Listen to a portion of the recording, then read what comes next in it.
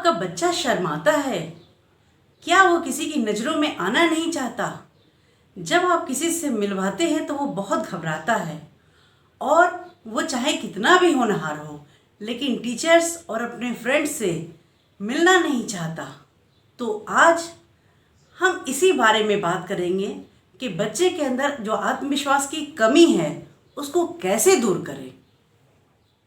नमस्कार साथियों, मैं अनामिका अपने YouTube चैनल पर आपका स्वागत करती हूँ। अब आत्मविश्वास का मतलब क्या है? बहुत सारे लोग इसके अलग अलग मतलब बताते हैं, जैसे सेल्फ कॉन्फिडेंस, बोल्डनेस, साहस। लेकिन इसका मतलब तो आप गूगल पे भी देख सकते हैं। मेरा कहना है आत्मविश्वास का मतलब मन की मजबूती से है और हमें अपने बच्चे के अंदर वही मन की मजबूती ऐसी भरनी है कि वो आत्मविश्वास से ओतप्रोत हो। इसके लिए आपको अपने बच्चे से बहुत प्यार से उसके साथ बैठकर बातचीत करनी होगी और जब आप उससे उसके दिल की बात पूछेंगे, पहले वो शर्माएगा, घबराएगा, डरेगा। वो समझेगा कि मम्मी पापा हमको समझ भी पाएंगे कि नहीं, लेकिन अब जब आप बात करने लगेंगे तो वो धीरे धीरे आपसे खुल जाएगा और अपने मन की बात आपसे शेयर करने लगेगा। तो उससे जो है उसके अंदर आत्मविश्वास बढ़ेगा। अब आप अपने बच्चे को उसके नाम से पुकारिए। ये एक बहुत महत्वपूर्ण बात है, क्योंकि उसका नाम बिगाड़ देने से वो अपना आत्मसम्मान खोने लगता है।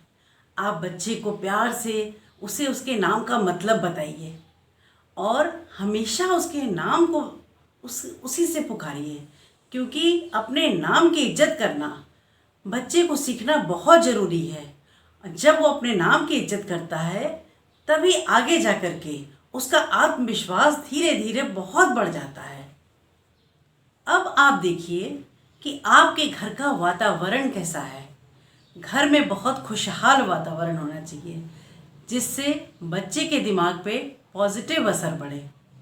आपके घर में सभी एक दूसरे की इज्जत करते हों और प्यार से बात करते हों, तो उससे बच्चा वही धीरे धीरे सीखता है और वो अपनी खुद की इज्जत करता है और आपकी भी इज्जत करता है।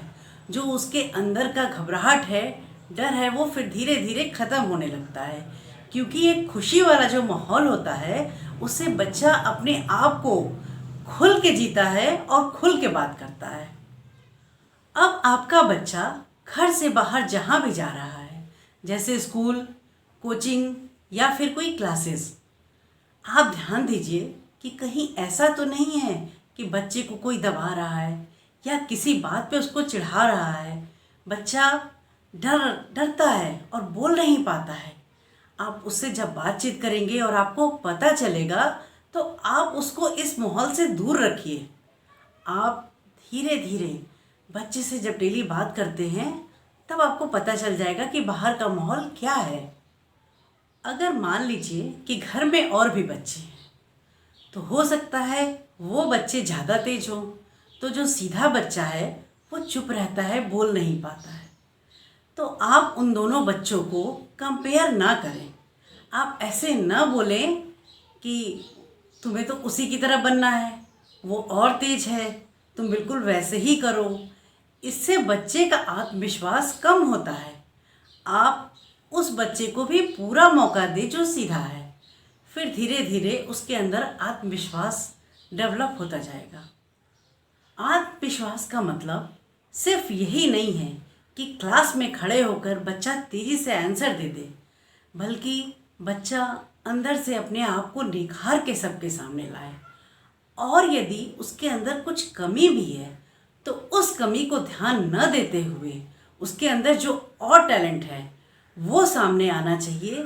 तब उसका आत्मविश्वास हर चीज़ में आगे बढ़ता जाएगा। मेरी बताई गई इन सभी बातों का अगर आप ध्यान रखेंगे तो आप देखेंगे कि आपके बच्चे के अंदर धीरे धीरे एक नया परिवर्तन आएगा।